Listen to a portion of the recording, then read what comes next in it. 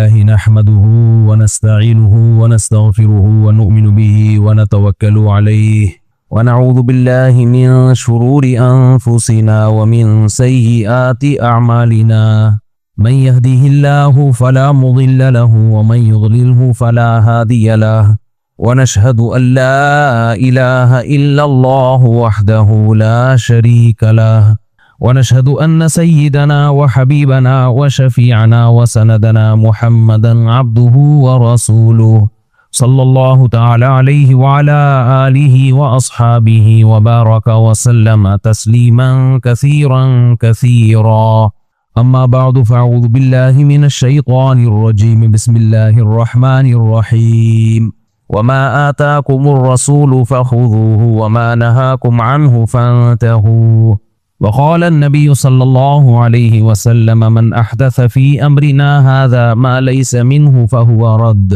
قرآن مجید کی چند آیات اور نبی صلی اللہ علیہ وسلم کی ایک حدیث پڑھی ہے۔ اللہ تعالیٰ سے دعا ہے اللہ تعالیٰ سمجھنے کی، عمل کی توفیق عطا فرمائے، صحیح طرح سے بات کہنے کی، ہم سب کو سمجھنے کی اور پھر عمل کی اللہ توفیق عطا فرمائے۔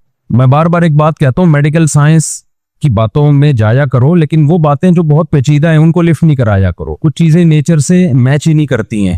ڈاکٹر اگر کوئی ایسی تحقیق لا رہا ہے نا جو نیچر سے میچ نہیں کر رہی ہو تو سمجھ لو کہ یہ تحقیق بعد میں بدل جائے گی۔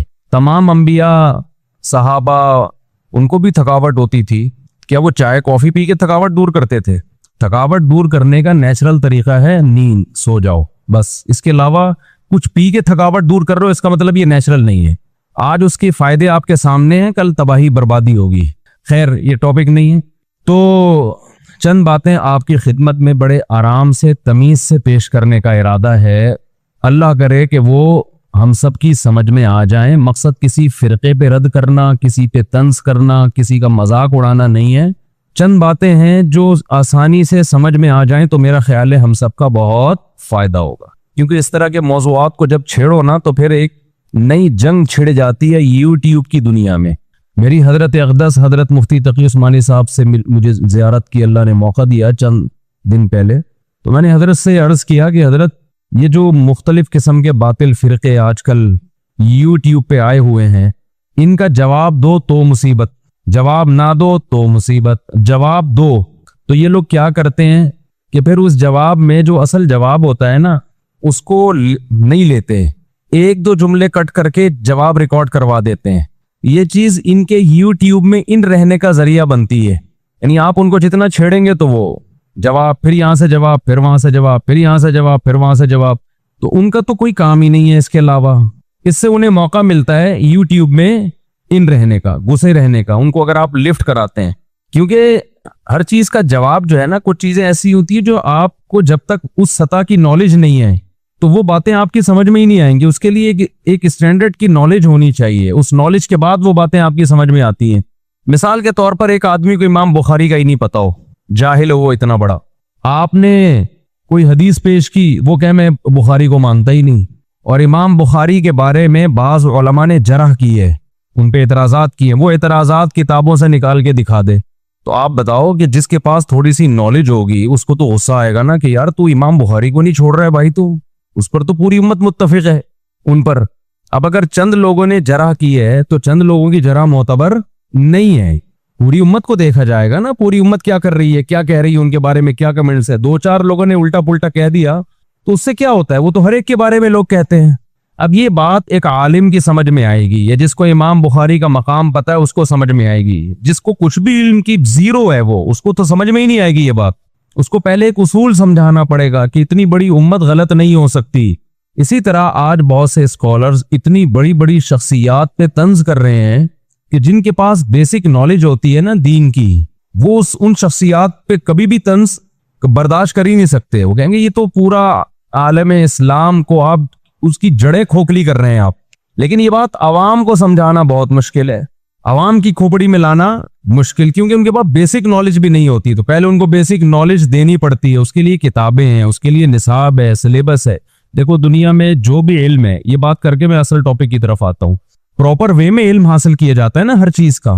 کیا خیال ہے کبھی دنیا میں کوئی نصاب، کوئی ایسا ہی نالج، ایسا علم آپ نے دیکھا जो चंद किताबें पढ़ के इंसान उस फील्ड का माहिर कहलाता हो। कभी देखा आपने ऐसा? एक प्रॉपर वे में इल्म है, वो जब तक आप उस वे को पे नहीं, उस ट्रैक पे नहीं चलेंगे, उस पूरी नॉलेज को हासिल नहीं करेंगे, तो आप ना तहकीक के अहल होंगे और जो आपको फॉलो करने वाला होगा वो भी गुमराही में जाएगा। जैसे आप डॉक्टर बनना चाहते हैं तो कुछ पहले बेसिक नॉलेज दी जाती है पहले साल में, दूसरे साल में थोड़ी सी ऊपर की नॉलेज। ऐसा नहीं होता चौथे साल का सिलेबस पहले साल में पढ़ाया जाए डॉक्टर को। पहले साल में तो आपको सिर्फ ये बताया जाएगा गुर्दे फेफड़े कलेजी की कहाँ होते हैं, ये फिगर बना के ना, हमने भी बायोलॉजी पढ़ी है ना, तो हमारे टीचर पूरा इंसान बनाते थे, ये इसका लीवर है, ये इसके लंग्स हैं, ये इसके फेफड़े हैं। हम तो हो सकता है उससे पहले फेफड़ों को गुर्दा समझते हो, गुर्दों को फेफड़ा समझते हो। ये बेसिक नॉलेज दी जाती है। उसके बाद आहिस्ता आहिस्ता फिर MBBS करने के बाद फिर एक डॉक्टर वो हाउस जॉब भी करता है, एकदम से बैठ के मेडिकल साइंस का चैनल खोल के लोगों को तिब की बातें बताना नहीं शुरू करता। उसमें गलती का इम्कान होता है कि प्रैक्टिकल लाइफ, अभी तो थ्योरी है उसके पास, अमली तौर पे तो कुछ भी नहीं है। 2 साल हाउस जॉब की गवर्नमेंट ने शर्त लगाई है, या 1 साल या 2 साल किसी माहिर डॉक्टर की निगरानी में आप काम करें। उसके बाद जाके कुछ कुछ इस काबिल होता है कि वो मेडिकल साइंस से मुताल्लिक लोगों को गाइड करना शुरू करे। फिर एक टाइम आता है, लेकिन अभी भी वो फंटर नहीं बनता है कि मुझे सब कुछ पता है मेडिकल साइंस का, बल्कि वो क्या कहेगा, भाई वो डॉक्टर हैं, उनका 40 साल का तजर्बा है, वो डॉक्टर हैं, उनका 50 साल का तजर्बा है, वो डॉक्टर हैं, वो UK में अमेरिका में इतने साल का एक्सपीरियंस है। तो लोग किसकी बात को तरजीह देंगे? वो जो बड़ा डॉक्टर है। हकीमों में भी ऐसा ही है, हर शोबे में ऐसा ही है। तो खूब समझ लें, दीन में भी इसी तरह है। जब आप इल्म दीन हासिल करना चाहते हैं, लोग कहते हैं ना, ये दीन के इल्म पे क्या मौलवियों की इजारादारी है? ये वर्ड आजकल बहुत चल रहा है। क्या ये मौलवियों की इजारादारी है कि दीन का इल्म मौलवियों से फतवे पूछें, मौलवियों से ही मसले पूछें, उलमा से पूछें, तो क्या उलमा की इजारादारी है? इसका जवाब है कि नहीं, बिल्कुल इजारादारी नहीं है। जो चाहे आलिम बन जाए। इजारादारी जब होती, जब हम कहते हैं ये उलमा हैं, ये इनके बच्चे हैं, यही आलिम बनेंगे, इनके अलावा कोई भी आलिम नहीं बन सकता। लेकिन अगर आप इसका ये मतलब ले रहे हो कि हर जाहिल चंद किताबें पढ़ के या बुखारी पढ़ के वो भी मसाइल बता सकता है, और फिर कोई जवाब में आपको रोके कि आपके पास प्रॉपर इल्म नहीं है, तो आप लोगों को गाइड नहीं कर सकते शरई मसाइल में। आप वाज़ो नसीहत की बातें कर सकते हैं, बल्कि उसमें भी गलती होती है, तो आप प्रॉपर गाइड नहीं कर सकते। आपको उलमा की जेर सरपरस्ती चलना पड़ेगा। तो जवाब में क्या कहते हैं? ये इल्म दीन में क्या उलमा की इजारादारी है? तो ये जवाब दुरुस्त होगा? ये ऐसा ही है जैसे एक डॉक्टर नहीं है, मेडिकल साइंस की बातें बता रहा हो, गवर्नमेंट उसको रोके, तू क्लिनिक खोल के क्यों बैठ गया भाई? वो क्या डॉक्टरों की इजारादारी है तिब पे, इंसानी सेहत पे क्या डॉक्टरों की इजारादारी है? तो ये दलील सही होगी? क्या हो गया भाईजान? यूट्यूब पे ना, इंस्टाग्राम पे और टिकटॉक पे हर दूसरा तीसरा क्लिप उलमा के खिलाफ आ रहा है। हर दूसरा तीसरा क्लिप किसके खिलाफ जा रहा है? उलमा के खिलाफ। तो ये जो कहते हैं ना ये मौलवियों की या उलमा की इजारादारी है, भाई इजारादारी नहीं है। आप आओ, जो चाहे इल्म हासिल करे, बल्कि मेरिट की बेस पे जितना दीनी मदारिस में दाखिला होता है ना, इतना पाकिस्तान के कम से कम किसी इदारे में एडमिशन नहीं होता। आप पुलिस में भर्ती होने जाओ, जब तक आपका चचा मामू पुलिस में नहीं होगा, आप पुलिस में नहीं जा सकते। आप मेडिकल कॉलेज में एडमिशन के लिए जाओ, या तो ठीक ठाक पैसा हो या आपकी सिफारिश हो। मदरसे में जाओ, ठक्कर के दाखिला मिलेगा आपको। लेकिन आप कह रहे हो मैं मदरसे में भी नहीं पढ़ूंगा 8 साल, और मैं बैठ के चैनल खोलूंगा और लोगों को मसाइल बताऊंगा, और फिर उलमा जब मेरे खिलाफ फतवा देंगे तो मैं कहूंगा इनकी चूंकि दुकानें बंद हो रही हैं इन उलमा की, लिहाजा ये मेरे खिलाफ फतवे दे रहे हैं। तो ये जहालत की बात है। समझते हो कि नहीं समझते? तो खूब समझ लें, दीन के इल्म का भी एक सिलेबस है। वो सिलेबस क्या है? जब आप मदरसे में आते हैं ना, तो सबसे तमाम मदारिस, बिनोरी टाउन, दारुल उलूम कुरंगी, अकोड़ा खटक, जामियतुर रशीद, जितने मदारिस हैं, ये जितनी इस्लामिक यूनिवर्सिटियां हैं जो प्रॉपर वे में काम कर रही हैं, जो सही आलिम बना रही हैं, उनमें सबसे पहले आपको 1 साल सिर्फ अरबी ग्रामर पढ़ाई जाती है। ये 2-4 दिन की चीज नहीं है। कितना अरसा पढ़ाई जाती है? बोलो 1 साल। और मैंने 2 साल में पढ़ी है ये अरबी ग्रामर। हमने ज्यादा मेहनत की है इसमें। आज जितने स्कॉलर यूट्यूब पे आ रहे हैं, इनको अरबी ग्रामर की अलिफ बे भी पता बोलो नहीं है। उर्दू किताबें पढ़ के बुखारी के रेफरेंस दे रहे होते हैं, ये कि बुखारी में ये लिखा है। तो ज़ल्लू व अज़ल्लू हदीस में आता है, क़ुर्ब क़यामत में उलमा खत्म होते रहेंगे और लोग जाहिलों को अपना सरदार बनाएंगे।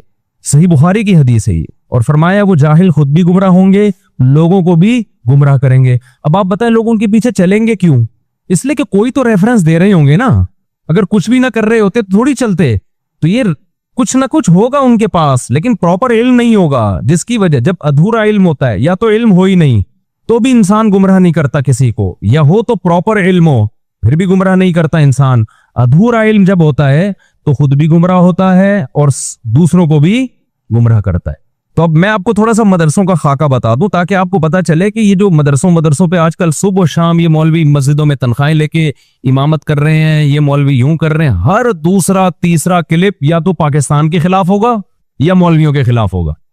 आप पाकिस्तान से बाहर जाना चाहते हो चले जाओ, कोई मसला नहीं है, हम इसको नाजायज नहीं कहते।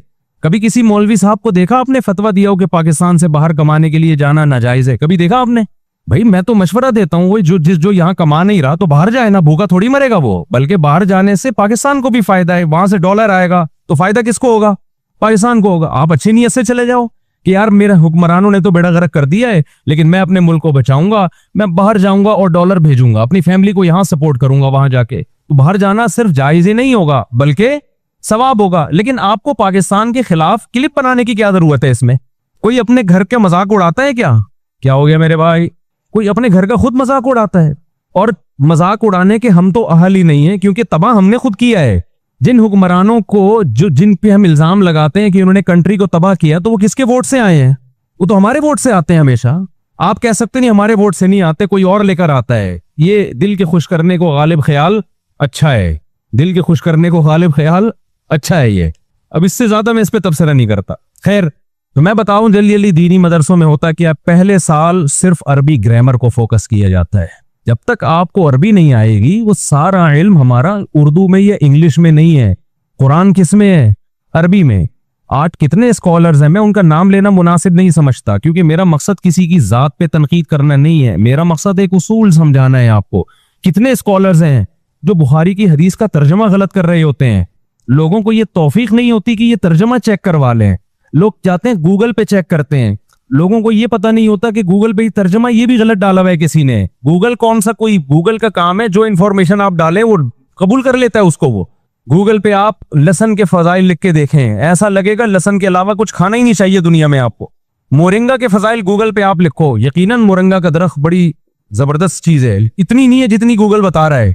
भाई मोरिंगा है ना, हमारे यहाँ भी लगा हुआ है, सुहाजना। आप YouTube पे सर्च करोगे तो आपको ऐसा लगेगा सब छोड़ के बहनों की विरासत खाना भी छोड़ दो, अब सिर्फ मुरंगा खाओ बैठ के, कुछ खाने की जरूरत ही नहीं है। गूगल तो ये कर रहा है। मैं फिर बता दूं, मैं मुरंगा के या सुहाजना के खिलाफ नहीं हूं। मेरा एक क्लिप है कि इतना नहीं है जितना लोगों ने बना लिया, तो लोगों ने उसमें मजाक उड़ाया, देखो डॉक्टर कह रहे हैं खाओ, ये मुफ्ती साहब। मैंने कब कहा कि नहीं खाओ, मैं कह रहा हूं इतना नहीं है कि सारी दुनिया वही है सब कुछ। तो YouTube पे तो आपको मिलेगा लहसन और अदरक के फजाइल ऐसे मिलेंगे, हल्दी के ऐसे मिलेंगे, आप बोलोगे भाई हल्दी खाते रहो सारा दिन बैठ। तो मैंने खुद कई दफा तर्जुमा गलत पकड़ा है गूगल पे। तो जैसे मेडिकल साइंस की गूगल पे नॉलेज या YouTube पे नॉलेज सही भी होती है, गलत भी होती है, सही नॉलेज भी मिलती है हमें, इसी तरह इस्लाम की नॉलेज या तर्जमे कुरान के हदीसों के वो कभी सही भी होते हैं और कभी गलत भी। अब आपको पता कैसे चलेगा कि सही तर्जमा है? तर्जमा करने वाला कौन है इससे पता चलेगा। यहां आपको तकलीद करनी पड़ेगी। भाई तर्जमा करने वाला मुस्तनद आलिम दीन है और उसके तकवे पर उलमा को एतमाद है, तर्जमा मान लोगे आप। जैसे ऑथेंटिक वेबसाइट है मेडिकल साइंस की, तो आप मान लोगे उसकी रिसर्च को। मुझे एक इंजीनियर है, उन्होंने मुझे बताया कि सबसे ज्यादा विटामिन अमरूद में होता है, फलों में। मैंने कहा मैं नहीं मानूंगा भाई जब तक कोई तहकीक नहीं है। तो उन्होंने बताया कि गूगल पे सर्च किया, मैंने कहा गूगल फेंकता भी है बाज दफा। फिर मुझे कई उन्होंने सबूत पेश किए कि ऑथेंटिक वेबसाइट है ये, उसके कुछ रेफरेंसेस दिए उन्होंने। फिर मैंने एतमाद नहीं किया क्योंकि मुझे ये भी नहीं पता कि ऑथेंटिक ये कह रहे हैं तो है भी कि नहीं है, हमें क्या पता भाई। फिर मैंने डॉक्टरों से राब्ता किया तो डॉक्टरों ने बताया बिल्कुल सही है। इतनी तो हमारी सारी मेडिकल साइंस में ये जो तहकीक है ये असल में तकलीदी हो रही है। आमी आदमी का किसी मुस्तनद माहिर से पूछ लेना, यही तहकीक है उसकी। और जो एक्सपर्ट होता है वो किसी की तकलीद नहीं करता, उसकी तहकीक ये कि खुद रिसर्च करे। और आमी आदमी जिसके पास वो नॉलेज नहीं है उसका किसी मुस्तनद की राय पर एतमाद कर लेना, इस जिसको तकलीद कहा जाता है, यही उसकी तहकीक भी है। और कुरान ने हुक्म दिया है फसअलू अहल ज़िक्री इन कुंतुम ला तालमून। अल्लाह कहते हैं अहले इल्म से पूछो, अगर तुम्हारे पास नॉलेज नहीं है तो अहले इल्म से पूछ के अमल करो या उसको रद्द कर दो। عمل کیا جائے گا نا تو اسی کو اتباع بھی اسی کو کہتے ہیں، تقلید بھی اسی کو کہتے ہیں۔ اندھی تقلید یہ ہے کہ آپ جاہلوں کے پیچھے لگ جاؤ جیسے کہ آج کل لوگ لگے ہوئے ہیں، اور تقلید علی وجہ البصیرہ جس کا قرآن حکم دیتا ہے، جس کو اتباع سے تعبیر کیا قرآن نے، وہ یہ کہ کسی پڑھے لکھے کو فالو کرو۔ سمجھتے ہو بات کو کہ نہیں سمجھتے؟ میں جلدی جلدی اس لیے بول رہا ہوں تاکہ میرا اصل ٹاپک نہ رہ جائے۔ تو مدارس کا میں جلدی جلدی بتا دوں، پہلے سال کیا پڑھا جاتا ہے؟ عربی گرامر۔ اتنا کافی نہیں ہے عربی سیکھنے کے لیے، آپ کو کانفیڈنس نہیں ہو سکتا۔ اس کے بعد پڑھا جاتا ہے عربی ادب۔ عربی ادب کی کتابیں پڑھی جاتی ہیں، نفحۃ العرب ہے، مقامات حریریہ ہے، سب سے پہلے القراءۃ الراشدہ جو بہت آسان، کیونکہ عربی، پھر اس میں شاعری بھی پڑھی جاتی ہے۔ نبی صلی اللہ علیہ وسلم سے کے دور سے جو 40 سال پرانے شعراء ہیں جو بالکل خالص عربی میں شعر کہہ کر اشعار کہہ کے گئے ہیں، دیوان حماسہ ہے، وہ شاعری پڑھی جاتی ہے تاکہ اس دور کی عربی سے مناسبت پیدا ہو۔ آج کل کے عربی اخبار پڑھنے سے وہ والی عربی میں مہارت نہیں ہوتی جو پیغمبر کے دور میں تھی۔ ہمارا جو علم دین ہے وہ اس عربی میں ہے جو نبی کے دور میں بولی جا رہی تھی، تو اس دور میں جانے کے لیے آپ کو اس دور کے شاعروں کو پڑھنا پڑے گا، اور ان میں زیادہ تر غیر مسلم شاعروں کو پڑھا جاتا ہے۔ نہیں آئی میرا خیال ہے بات؟ ایک شعر سنا دیتا ہوں اسی دور کا پڑھا ہوا۔ قفا نبکی من ذکرا حبیبی و منزلی، امرؤ القیس ہے، نبی کے دور سے پہلے کا شاعر ہے، غیر مسلم تھا، اسی میں موت ہو گئی۔ جس کو مجنو کہا جاتا ہے نا، جس کو کیا کہا جاتا ہے؟ مجنو، یہ امرؤ القیس تھا۔ قفا نبکی من ذکرا حبیبی و منزلی بسقط اللوا بین الدخول فحوملی وانی غدات البین لما تحملوا لدا سمرات الحی ناقف حنظلی۔ آپ یہ اسکالر سے اس کے ایک لفظ کا ترجمہ پوچھ کے بتا دیں، جتنے آج کل یوٹیوب پہ اسکالرز آ رہے ہیں نا، ان سے کہیں شعر کے ایک لفظ کا ترجمہ بتا دو تم، حالانکہ بہت آسان شعر ہے یہ شاعر۔ اب مجھے مزہ آ رہا ہے شعر پڑھنے میں، تو اب ترجمہ، حالانکہ ٹاپک نہیں ہے لیکن اب ترجمہ کرنے دیں، کیا خیال ہے؟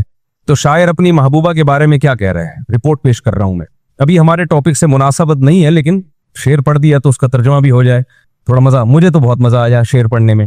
شاعر کہہ رہا ہے قفا نبکی من ذکرا حبیبی و منزلی، کہیں سفر پہ جا رہا ہے تو کھنڈرات نظر آئے، کھنڈرات، جہاں ونس اپون اے ٹائم لیلا رہا کرتی تھی، محبوبہ رہا کرتی تھی، جو اب وہاں سے کوچ کر کے جا چکی ہے۔ پہلے زمانے میں ایسا ہوتا تھا، محبوبہ جب علاقہ چھوڑ کے اپنے ماں باپ کے ساتھ جا رہی ہے تو سوائے مجنو کو کفے افسوس کے اور کچھ بھی نہیں، وہ چھپ چھپ کے ملاقاتیں ہمیشہ کے لیے ختم۔ آج کل ایسا نہیں ہے، وہ نمبر دے کے جاتی ہے، فیس بک کی آئی ڈی بھی بتا کے جائے گی، اپنے تمام اکاؤنٹس آپ کے پاس پہلے سے ہوں گے۔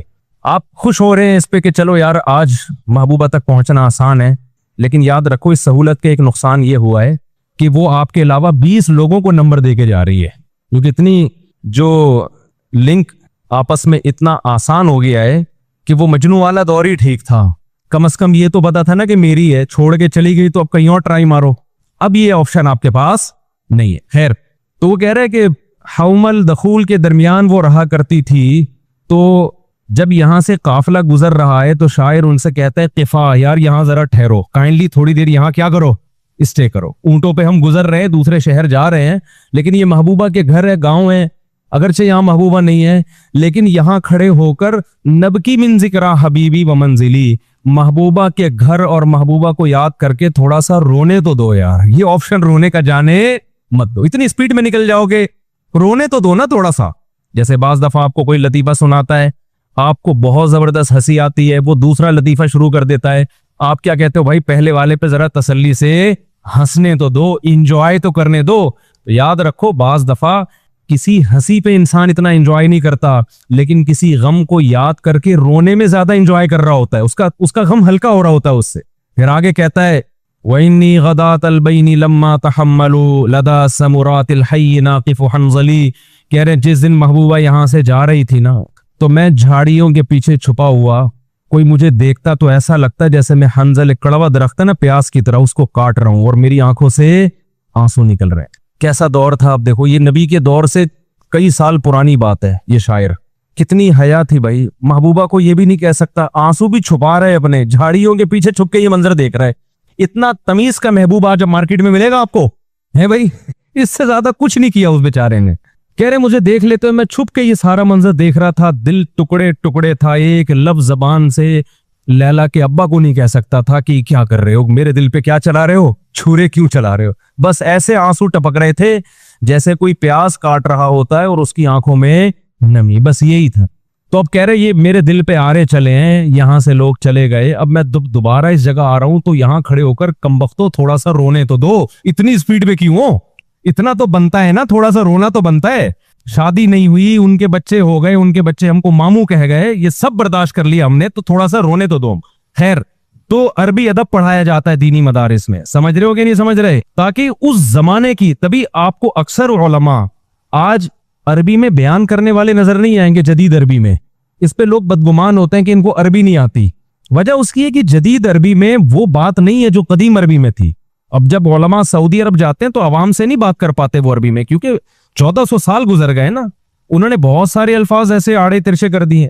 قالا کو گالا بولتے ہیں, اور ای واللہ کو ایوا بولتے ہیں. ہم تو شروع میں سعودی عرب جاتے تھے سوچتے ہی رہتے تھے اس نے بولا کیا ہے. گل کہتے ہیں, گل.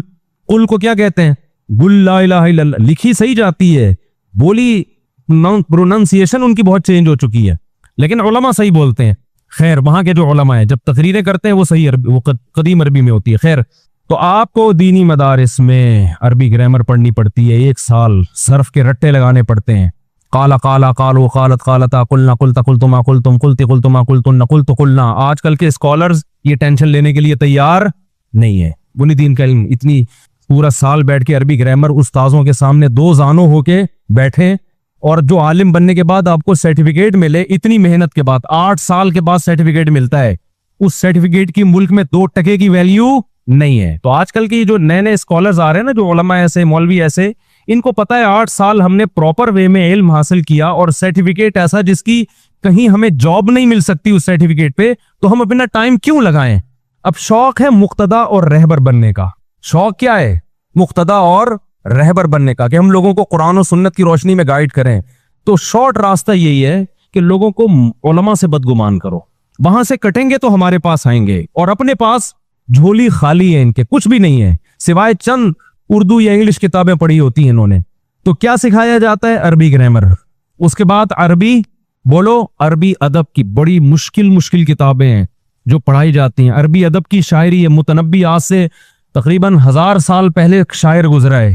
فلما انخنا رکزنا الرماح بین مکارمنا وبین العلا بین مکارمنا والعلا لتعلم مصر ومن بالعراق ومن بالعواصم انی الفتى وانی ابیت وانی عطوت وانی ابیت وانی وفیت وانی عطوت عنا من عطا. متنبی اپنی شاعری میں 1000 سال پرانی عربی ہے, یہ نبی کے دور کے قریب کی عربی. متنبی کوئی مولوی تو نہیں تھا, ایک نیوٹرل سا شاعر تھا وہ, لیکن دینی علوم میں اس کی شاعری پڑھائی جاتی ہے تاکہ آپ کو نیچرل عربی جو اس دور میں تھی وہ عربی آئے آپ کو. کیونکہ اگر آپ صرف مذہبی لٹریچر پڑھیں گے تو آپ کو ایک خاص قسم کی زبان آئے گی, عربی میں مہارت نہیں ہوگی آپ کو. تو متنبی بیان کرتا ہے, ہم سفر کرتے کرتے کرتے کرتے دور دراز علاقوں میں پہنچے, راستے میں دشمنوں سے واسطہ پڑا, تلواریں چلی ہماری, ہم نے دشمنوں کو قتل کیا. وہ اتنے بہادری کے کارنامے کرتے کرتے عراق کے قریب پہنچے. رات کو جب ہم نے پڑاؤ ڈالا تو اپنی تلواروں کو ہم نے زمین میں گاڑا. تو اصل میں تلواروں کو زمین میں نہیں گاڑا ہم نے, لوگوں تمہیں یہ مسٹیک ہو رہی ہے, تلواروں کو نہیں, اصل میں ہم نے اپنی بہادری پر مہر ثبت کی ہے. جب تلواریں ہم نے رات کو زمین میں گاڑی ہے نا, تو اصل میں اسٹیمپ لگائی ہے اپنی بہادری پر, تاکہ مصر والوں کو, عراق والوں کو پتا چل جائے انی وفیتو, میں جو کہتا ہوں پورا کر کے دکھاتا ہوں, وانی عطوت علی من عطا, جو سرکشی کرتا ہے میں اس کا جواب دیتا ہوں, اور جو میرے خلاف جاتا ہے میں اس کے خلاف جاتا ہوں. تو یہ شاعری ہے.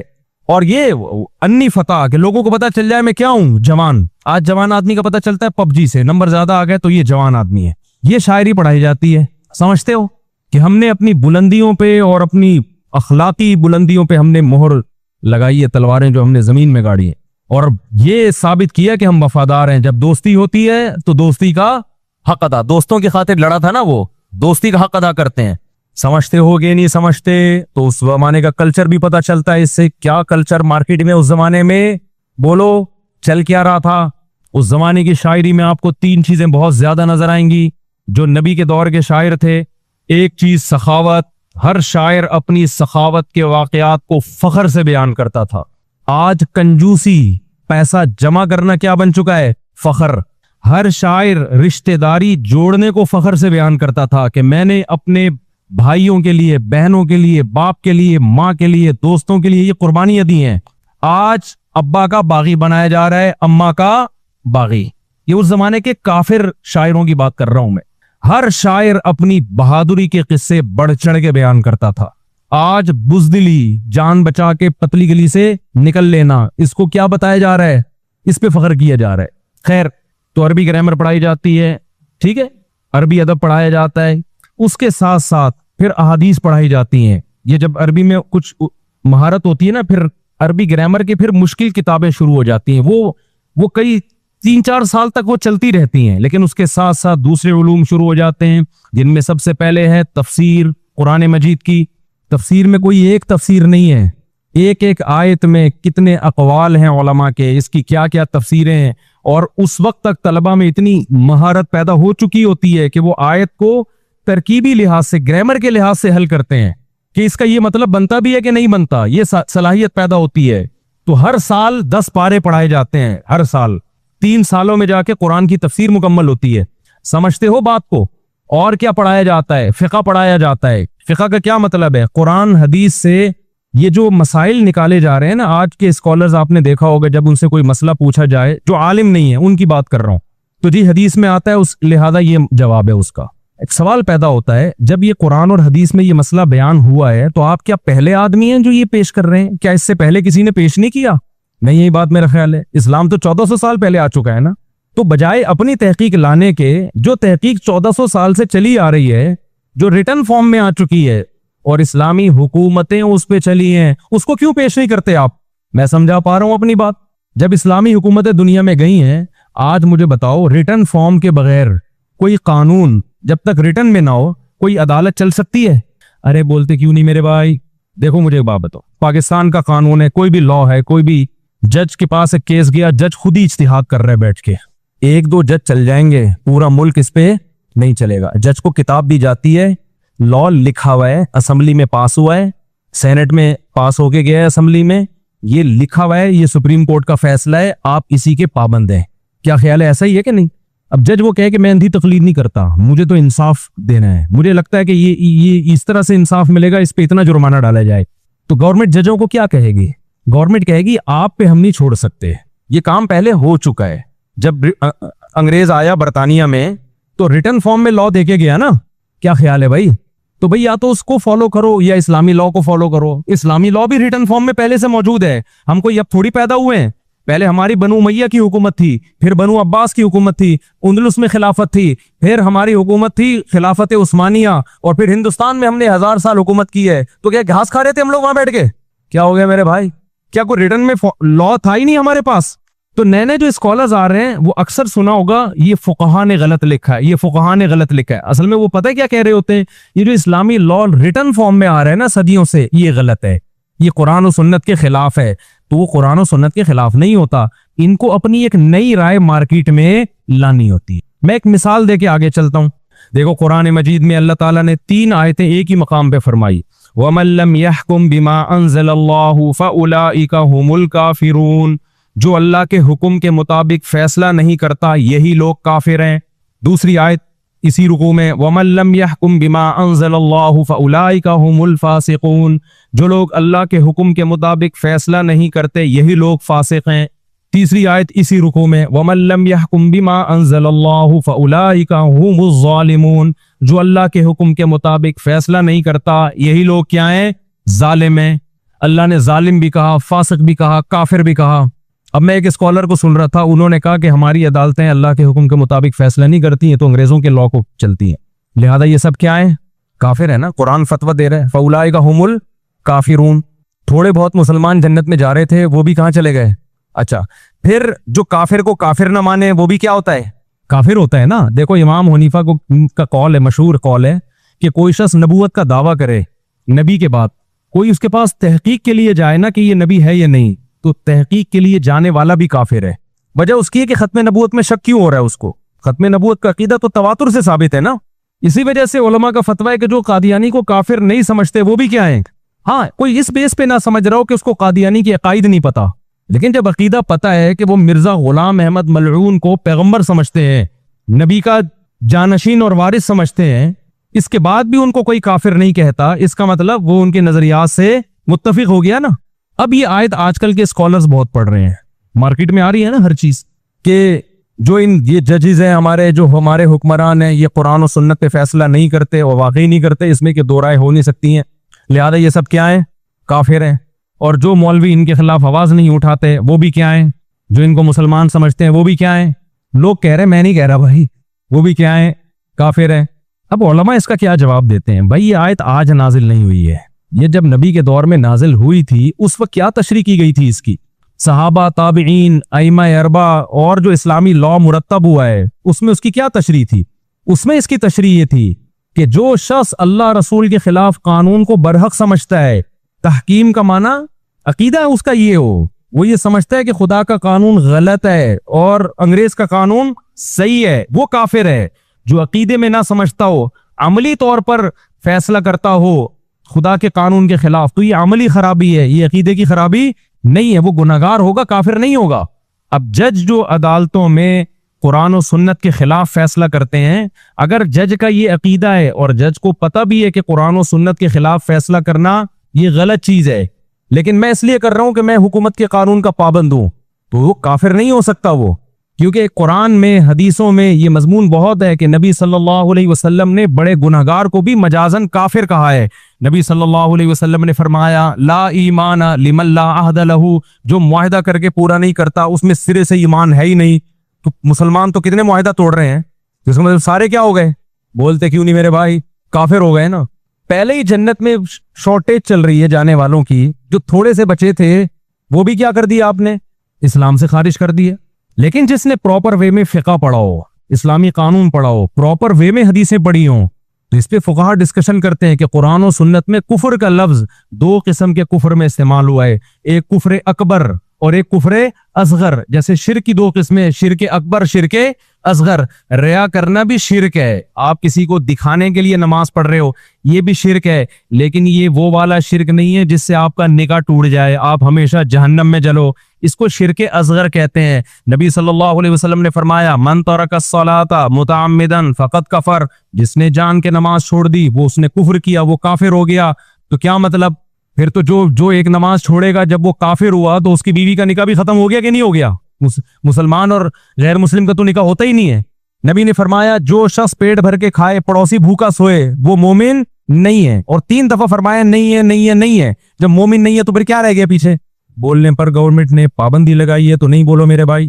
جب مومن نہیں ہے، نبی نے 3 دفعہ کہہ دیا، جو خود پیٹ بھر کے کھاتا ہے پڑوسی بھوکا سوتا ہے وہ مومن نہیں ہے، نہیں ہے، نہیں ہے، تو کیا ہے پھر؟ وہ کافر ہے نا۔ تو اس کا مطلب سارے کیا ہو گئے؟ تو علماء نے اس کی ایکسپلین کیا ہے۔ حدیث میں آتا ہے کہ جو میرے بات آپس میں کفر مت کرنا، لڑنا مت۔ کیا مطلب؟ مسلمانوں کا آپس میں لڑنا کیا ہے؟ کفر ہے۔ حدیث سے پتہ چلتا ہے نا، کافر مت بن جانا کہ گردنیں مارنے لگو ایک دوسرے کی۔ لیکن قرآن کیا کہتا ہے؟ وَإِن طَائِفَتَانِ مِنَ الْمُؤْمِنِينَ اقْتَتَلُوا، مومنین کی 2 جماعتیں آپس میں لڑ پڑیں تو ان میں صلح کرواؤ۔ دونوں جماعتیں لڑ کے ایک دوسرے کی گردنیں مار رہے ہیں اور قرآن ان کو کیا کہہ رہا ہے؟ مومن کہہ رہا ہے کہ نہیں کہہ رہا؟ اس سے پتہ چلتا ہے کہ حدیث میں جو کافر کا لفظ آیا ہے وہ کفر دون کفر ہے، چھوٹا کافر، وہ کافر جس سے انسان اسلام سے خارج ہو جاتا ہے، وہ والا کافر یہاں مراد نہیں ہے۔ تو پراپر وے میں جب علم حاصل ہوتا ہے تو کفر کے فتوے احتیاط سے لگتے ہیں۔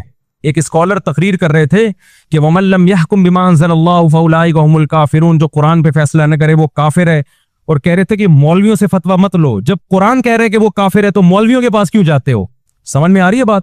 تو جنہوں نے مجھ سے یہ کہا نا، یہ اسکالر کا کال پیش کیا اور وہ بھی اس میں ڈٹے ہوئے تھے کہ سارے کافر ہیں، میں نے کہا مجھے بتاؤ، قبائلی علاقوں میں جب آپ لوگ، وہ پٹھان تھے اور وزیرستان کے، میں نے کہا قبائلی علاقوں میں جب آپ لوگ کے جھگڑے ہوتے ہیں تو جو جرگہ سے فیصلہ کرواتے ہو کیا وہ ہمیشہ شریعت کے مطابق ہوتا ہے؟ کبھی شریعت کے مطابق بھی ہوتا ہے اور کبھی شریعت کے خلاف بھی ہوتا ہے۔ تو کیا وہ سردار کافر ہو گئے؟ سعودی عرب کی عدالتوں میں کیا ہر فیصلہ شریعت کے مطابق ہو رہا ہے؟ ہر فیصلہ کیا شریعت کے مطابق ہو رہا ہے؟ پوری دنیا میں کون سی عدالت ایسی بچی ہے جو کہے کہ 100% ہم شریعت کو فالو کر رہے ہیں؟ سوائے افغانستان میں شاید ہوگا، باقی تو کہیں بھی نہیں ہے۔ تو بچا کیا آپ کے پاس میرے بھائی؟ تو میں بتانا یہ چاہ رہا ہوں کہ جب تک پراپر وے میں علم حاصل نہ ہو، نہ آپ کو قرآن کی تفسیر کی اجازت ہے اور نہ آپ کو حدیث کو ایکسپلین کرنے کی اجازت ہے۔ آپ مار کھاؤ گے، گمراہ ہوگے، دوسروں کو بھی گمراہ کرو گے۔ ظلوا وظلوا کا مصداق بنو گے۔ اور پھر یہ لوگ کہتے ہیں مولویوں کے چکروں میں مت پڑو۔ بار بار میں کہتا ہوں یہ مولویوں کے چکروں سے نکالنے کا مقصد ہے اپنی مقلد بنانا۔ یہ جو بار بار ایک لفظ استعمال کیا جاتا ہے نا علماء سے، علماء شخصیت پرستی کی دعوت نہیں دیتے۔ کسی عالم سے مسئلہ پوچھو گے وہ بتائے گا، دوسرے سے پوچھو گے وہ بھی وہی بتا رہا ہوگا، تیسرے سے پوچھو گے میجورٹی وہ بھی وہی بتا رہی ہوگی۔ وجہ کیا؟ وہ کتابوں میں دیکھتے ہیں، وہ کتابیں جو صدیوں سے چلی آ رہی ہیں۔ تو جلدی میں اسپیڈ بڑھا کے کوشش کر رہا ہوں کہ بات کو بہت اسپیڈ کے ساتھ ختم کروں۔ تو اب ایک بات خوب اچھی طرح سمجھو کہ یہ جو فقہ مرتب ہوا، اسلامی قانون جو علماء محدثین فقہاء نے مرتب کیا، یہ اسلامی قانون کا حصہ بنا ہے، اسلامی عدالتوں میں ہمیشہ سے رائج رہا ہے۔ اس میں ایک جزیہ موجود ہے۔ ہمارے سامنے ایک دفعہ مسئلہ آیا، مسئلہ کسی گاؤں میں شخص نے پوچھا، اس نے یہ پوچھا کہ میرا پہاڑ جس پہ میں نے فصلیں اگائی ہوئی تھیں وہ سرک کے کسی دوسرے کی زمین میں چلا گیا ہے، اور دوسرا دعویٰ کر رہا ہے چونکہ یہ پہاڑ پورا میرے زمین پہ آ گیا ہے لہذا یہ کس کا ہے؟ میرا ہے۔ آپ نے کبھی ایسا مسئلہ سنا؟ کبھی؟ ہم تو حیران ہو گئے، سچ جھوٹ بول رہا ہے، کیا کر رہی ہے؟ ایسا بھی ہوتا ہے کہ پہاڑ ادھر سے ادھر چلے ہیں، اب وہ پہاڑ واپس تو اپنی زمین پہ زلزلہ آیا ہوگا یا کچھ ہوا ہوگا، اب ایسا تو ہو نہیں سکتا پہاڑ لے جائے۔ اب آپ کہاں سے جواب تلاش کریں گے اس کا؟ اگر اس کو مٹی پہ قیاس کرتے ہیں تو آپ کی مٹی اڑ کے دوسرے کی زمین میں چلی جائے تو وہ کس کی ہے؟ وہ دوسرے کی ہے نا۔ کبھی ایسا دیکھا آندھی آئی ہو اور آپ کی اتنی کلو مٹی اٹھ کے وہاں چلے گی، آپ کو 2 کلو مٹی تمہارے پاس آئی ہے واپس کرو، وہ کہے گا یہ کچھ میری زمین ہے تو مٹی کس کی ہے؟ جہاں سے بھی اڑ کے آئی ہو میری ہے۔ تو پہاڑ بھی تو مٹی کا ہی تھا وہ۔ لیکن آپ حیران ہوں، ہم نے جب کتابوں میں تلاش کیا، صدیوں پرانی کتابوں میں، یہ جزیہ بھی ہمیں کتابوں میں مل گیا، کیونکہ یہ پہلے ہوا ہے عدالتوں میں، یہ کیس اسلامی عدالتوں میں آیا ہے کیس، اور اس وقت کے علماء مفتیان کرام نے تحقیق کر کے جواب لکھا ہے۔ اب جس نے پڑھا ہوا ہوگا وہ جواب دے گا، جس نے نہیں پڑھا ہوگا وہ پھینکے گا بیٹھ کے، وہ نئی تحقیق مارکیٹ میں لے کر آئے گا جو تحقیق پہلے ہو چکی ہے۔ سمجھتے ہو کہ نہیں سمجھتے ہو؟ تو عربی ادب پڑھا جاتا ہے، پھر فقہ کی کتابیں پڑھی جاتی ہیں، وہ کتابیں جو آج سے 1200 سال پہلے لکھی گئی ہیں، وضو کے حکام، زکوٰۃ کے حکام، روزے کے حکام، وراثت کے حکام، نکاح کے حکام، طلاق کے حکام، آج کی نہیں، کب لکھی گئی ہیں؟ 1200 سال پہلے، بلکہ 1300 سال پہلے۔ امام ابو حنیفہ کے شاگرد نے جو کتابیں لکھی ہیں نا، آج سے تقریباً 1250 جو اسلامی قانون انہوں نے مرتب کیا تھا، اور کمال کی بات ہے وہ کتابیں یورپ کی یونیورسٹیوں میں بھی پڑھائی گئی ہیں اسلامی قانون کو سمجھنے کے لیے، عدالتی قانون کو سمجھنے کے لیے، جس کے خلاف آج کل کے اسکالرز بہت بول رہے ہیں۔ پھر بخاری پڑھائی جاتی ہے، مسلم پڑھائی جاتی ہے، اسماء الرجال۔ پھر جب حدیث پڑھائی جاتی ہے تو سب سے پہلے اصول حدیث کہ حدیث صحیح کسے کہتے ہیں، ضعیف کسے کہتے ہیں، حسن کیا ہوتی ہے، حسن لعینی کیا ہوتی ہے، حسن لغیری کیا ہوتی ہے، صحیح لغیری کیا ہوتی ہے، صحیح لعینی کیا ہوتی ہے، یہ سب پڑھایا جاتا ہے۔ اسماء الرجال کیا ہوتا ہے، کس راوی کا کیا مقام ہے۔ آپ کو بہت سے ایسے راوی ملیں گے، بعض لوگوں نے کہا یہ کذاب تھے، دجال تھے، لیکن محدثین نے کہا ان کی جرح کا اعتبار نہیں ہے۔ لیکن جب کوئی یوٹیوبی اسکالر ہوگا نا، وہ آگے کہہ دے گا فلاں نے اس کو ضعیف کہا ہے، بس آپ مان لو گے، آپ کے پاس اس کے علاوہ اور کوئی دلیل ہی نہیں ہے، کیونکہ آپ خود اس فیلڈ کے ماہر نہیں ہو۔ لیکن جو اصول حدیث کو جانتا ہوگا اسے پتا ہوگا کہ بھئی یہ قول معتبر نہیں ہے، کسی کا اس راوی کو ثقہ کہہ دینے کا کوئی اعتبار نہیں ہے، کسی کا اس کو ضعیف کہہ دینے کا کوئی اعتبار نہیں ہے۔ مرسل حدیث حجت ہوتی ہے کہ نہیں ہوتی؟ آج اتنے بڑے بڑے پھینکو ہیں، ایک حدیث ہے مرسل ہے، ایک صاحب نے کہا مرسل حدیث بالاتفاق ضعیف ہوتی ہے۔ مرسل کہتے ہیں کہ تابعی ڈائریکٹ نبی سے بیان کر دے، صحابی کا واسطہ حذف کر دے، کئی بالاتفاق لوگ کہہ رہے ہیں ضعیف حدیث ہے، کچھ بھی پتا نہیں ہے، نہ الف کا، نہ با کا، نہ تا کا، پھینکتے رہو بیٹھ کے، یوٹیوب کی دنیا میں پھینکتے رہو، اور لوگ بیٹھے ہوئے لپیٹنے کے لیے۔ سمجھتے ہو بات کو کہ نہیں سمجھتے؟ تو اس لیے پراپر جب تک علم کوئی حاصل نہ کرے آپ اس کے بغیر مسئلہ نہیں پوچھ سکتے۔ یہاں ایک اشکال کا جواب دے کے میں آگے چلتا ہوں۔ اچھا، جب حدیثیں پڑھتے ہیں پوری سندوں کے ساتھ پڑھتے ہیں، یہ جتنے اسکالرز آج کل آ رہے ہیں نا، ان کو بغیر اعراب کے عربی میں حدیث ترجمہ تو دور کی بات، پڑھ نہیں سکتے یہ اپنی زبان سے، سند نہیں پڑھ سکتے حدیث کی، تو اسماء الرجال کا کہاں پتہ چلے گا؟ پھر ایک اہم بات کر کے بس میں اب ٹاپک کی طرف آتا ہوں، ایک انتہائی اہم بات، مدارس میں یہ بھی پڑھایا جاتا ہے کہ قرآن و حدیث سے مسائل نکالنے کے اصول اور ضابطے کیا ہیں۔ یہ جو یوٹیوبی اسکالرز آ رہے ہیں نا، جو صرف یوٹیوب پہ ہی مفتی بنے ہوئے ہیں، ان کو یہ اصول اور ضابطے بھی نہیں پتا۔ کیا مطلب؟ کوئی حدیث اگر قرآن کے خلاف جا رہی ہے تو کیا کرنا ہے آپ نے؟ اس کو لینا ہے کہ ترک کرنا ہے؟ ہر صحیح حدیث اس لائق نہیں ہے کہ اس پہ آپ ایز اٹ از اس کو فالو کرنا شروع کر دیں، وہ اس سے زیادہ صحیح کے بعض دفعہ مخالف ہوتی ہے، متواتر کے مخالف ہوتی ہے۔ میں اکثر اس کی ایک مثال دیتا ہوں، رسول اللہ صلی اللہ علیہ وسلم کی صحیح حدیث ہے، آپ نے فرمایا کہ الوالدۃ والموؤودۃ کلاہما فی النار، جس عورت نے بچہ جنا اور بچی جن کے دفن کر دی زندہ، تو جننے والی بھی جہنم میں، اور جس بچی کو دفن کیا وہ بھی جہنم میں۔ یہ صحیح حدیث ہے۔ کیا آپ اس حدیث کو ایز اٹ از لے سکتے ہو؟ سوال نہیں پیدا ہوگا اس بچی کا کیا قصور ہے بھائی، آپ کیوں ایز اٹ از نہیں لیتے؟ بھائی قرآن کیا کہہ رہا ہے؟ وَإِذَا الْمَوْءُودَةُ سُئِلَتْ بِأَيِّ ذَنبٍ قُتِلَتْ، اللہ زندہ دفن کی ہوئی بچی کو اپنے سامنے لائے گا اور پوچھے گا بتا تجھے کس جرم میں قتل کیا گیا۔ تو اللہ تو اس بچی سے سوال کر رہا ہے کہ تجھے بغیر جرم کے جب قتل کیا ہے تو میں تیرے باپ کو نہیں چھوڑوں گا، تیری ماں کو نہیں چھوڑوں گا، اور اللہ بغیر جرم کے اس کو جہنم میں ڈال دے۔ تو یہ حدیث قرآن کے اگینسٹ جا رہی ہے کہ نہیں جا رہی ہے؟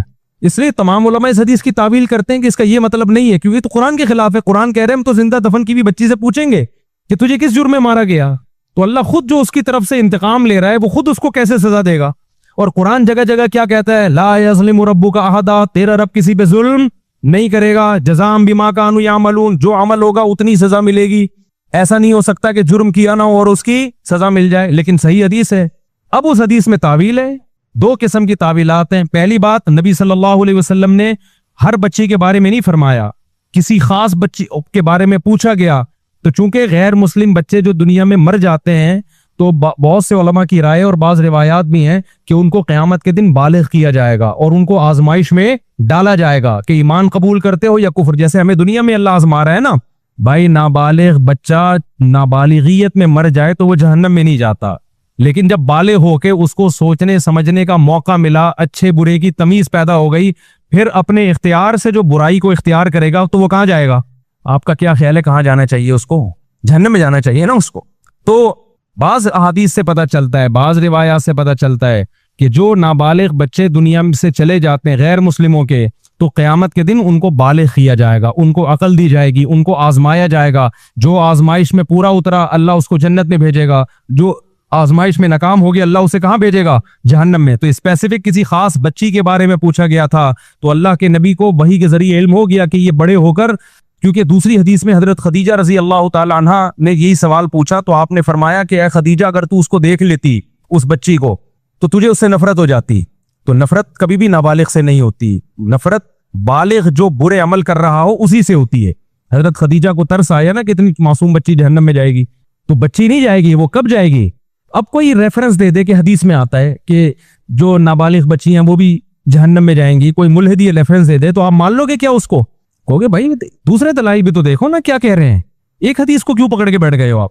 ایک ملحد نے ایک حدیث پیش کی حضرت ابو ذر غفاری رضی اللہ تعالی عنہ کی، اس نے کہا دیکھو اسلام میں چوری بھی جائز ہے، زنا بھی جائز ہے، اور جھوٹ بولنا بھی معاذ اللہ جائز ہے، اور حدیث بخاری مسلم کی حدیث ہے۔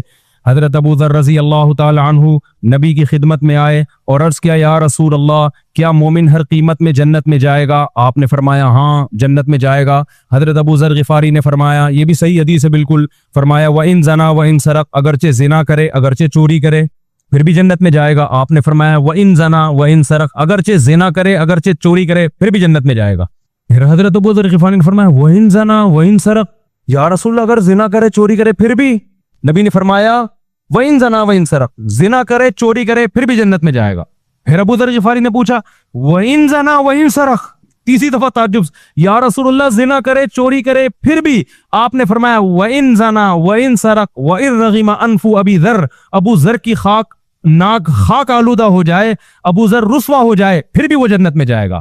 یعنی ابو ذر تمہارے سوال سے لگ رہا ہے کہ تمہیں اس میں کا جنت میں جانا اچھا نہیں لگ رہا، نہ لگے پھر بھی جائے گا جنت میں۔